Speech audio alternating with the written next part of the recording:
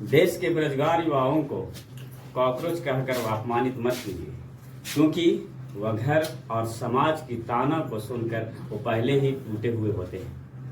आज हम लोग विशेषण के बारे में जानेंगे। और विशेषण किसे कहते हैं? विशेषण का मतलब होता है विशेषता बताना। अब विशेषता किसकी बताई जाएगी? या संज्ञा या सर्वनाम की विशेषता बताएगी। तो इसलिए कह सकते हैं इसकी परिभाषा में कि विशेषण वह शब्द है जो संज्ञा और सर्वनाम की विशेषता बताए। जैसे कि आप देख सकते हैं कि जो शब्द संज्ञा या सर्वनाम की विशेषता बताता है उसे हम लोग क्या बोलते हैं? विशेषण बोलते हैं। अब विशेषता जो है वो गुण पर आधारित हो सकता है, दोष पर हो सकता है, संख्या पर हो सकता है या परिमाण पर हो सकता है। गुण में हो सकता है अच्छा, दोष में बुरा, संख्या में 1, 2, परिणाम मतलब क्या है 1 केजी 2 केजी, इस तरह की बात है। विशेषण की जब बात करते हैं कि कितने भेद हैं, तो विशेषण के 4 भेद। पहला गुणवाचक विशेषण। गुणवाचक विशेषण में क्या होता है कि किसी की गुण की बात की जाए, वो गुण के पे आधारित हो सकता है, दोष पे आधारित हो सकता है, रंग पे आधारित हो सकता है, स्वाद पे आधारित हो सकता है।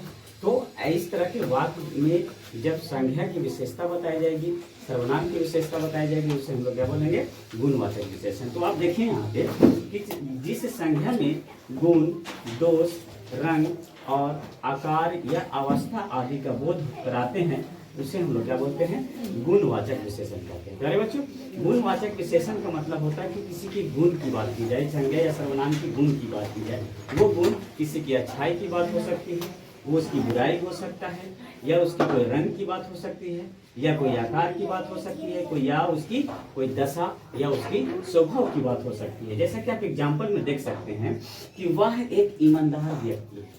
तो यहाँ पर जो आप ईमानदार वर्ड देख रहे हैं, ईमानदार जो एक शब्द देख रहे हैं, ये क्या है? विशेषण वर्ड है, विशेषण शब्द है जो व्यक्ति की विशेषता बता रहा है, संज्ञा की विशेषता बता रहा है, सर्वनाम की विशेषता बता रहा है। इसलिए क्या हो गया? इसमें गुण की बात की जा रही है। दूसरा एग्जाम्पल में आप देखिए कि सड़क पर काली कार खड़ी है। यहाँ पर जो रंग की बात की जा रही है कि काली जो है वो कार है। तो प्यारे बच्चों, कार की विशेषता क्या है? काली है। तीसरा एग्जाम्पल में आप देख सकते हैं यह मेज गोल है, ये गोल जो है इसकी आकार की बात की जा रही है।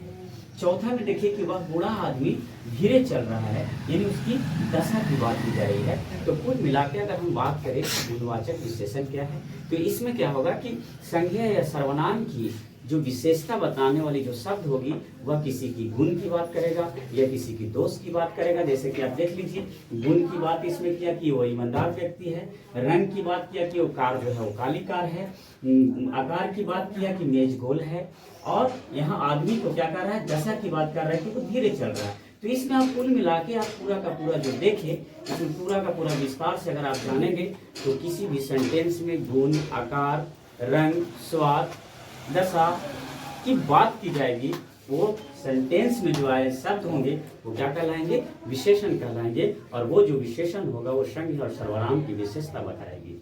प्यारे बच्चों, दूसरा आप देख सकते हैं, दूसरा जो है संख्यावाचक विशेषण। संख्यावाचक विशेषण, संख्या नाम से ही पता चल रहा है कि कोई संख्या की बोध होगी। जैसे कि आप देख सकते हैं कि जो संख्या की संख्या का बोध करवाए उसे हम लोग क्या बोलते हैं? संख्यावाचक विशेषण। जैसे 2, 3, 4। जैसे कि आप एग्जाम्पल में देख सकते हैं कि मैदान में 4 बच्चे खेल रहे हैं। दूसरा एग्जाम्पल में देखिए कि सभा में कुछ लोग आए हुए हैं। तो यहाँ पर जब देखिए कि मैदान में 4 बच्चे खेल रहे हैं, तो 4 जो है वो क्या है? संख्या की बोध करवा रहा है, इसलिए संख्यावाचक विशेषण है।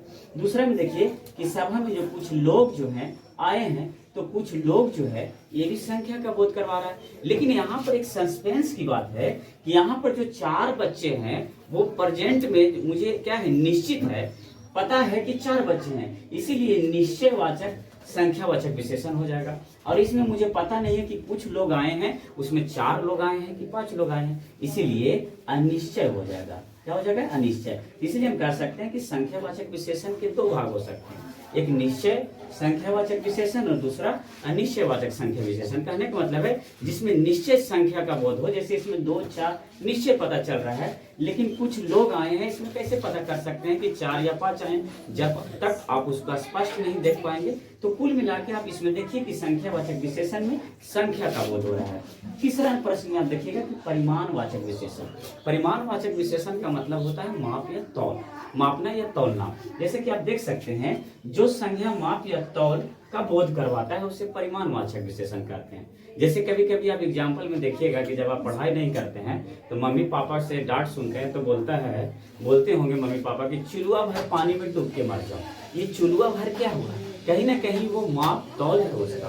1 लीटर पानी लेके आओ, 1 डब्बा पानी लेके आओ, 1 गिलास पानी चाहिए, तो कहीं ना कहीं ये जो क्या है इसकी माप है। आप इसमें एग्जाम्पल से आप देख सकते हैं कि बाजार से 2 लीटर दूध ले आओ। तो बच्चे यहाँ पर जो 2 लीटर आप देख रहे हैं ये जो दूध की है वो माप की बात हो रही है। लेकिन जब आप इसमें 4 जो बच्चे देख रहे थे इस संख्या का बोध करवा रहा था, जबकि इसमें क्या है इसकी माप तौल का बोध करवा रहा है। तो बच्चे हमेशा इसमें कंफ्यूज होते हैं, संख्यावाचक विशेषण को परिमाणवाचक विशेषण मान लेते हैं, उसको लगता है कि संख्या तो इसमें आया है। लेकिन आप इसमें जो संख्या देखिएगा तो ये जो संख्या है वो इसकी माप तौल को बोध करवा रहा है। जैसे कि देख लीजिए कि बाजार से 2 लीटर दूध ले आओ, तो ये 2 लीटर दूध का तो संख्या हो नहीं सकता है, दूध को तो 1 और 2 नहीं है ना। तो ये लीटर जो है इसकी क्या है परिमाण की बात की जा रही है। चाय में थोड़ी चीनी डाल दो, चाय में थोड़ी जो है कहीं ना कहीं वो क्या है एक माप की बोध हो रही है, लेकिन इतना पता नहीं है कि थोड़ी में कितना बात की जा रही है। तो इसमें भी 2 प्रश्न आ जाते हैं, एक निश्चय और अनिश्चय। जैसे कि आप इसमें देख सकते हैं। चौथा जो है प्यारे बच्चों सर्वनामिक विशेषण, जब कोई सर्वनाम संज्ञा से पहले आकर उसकी विशेषता बताता है।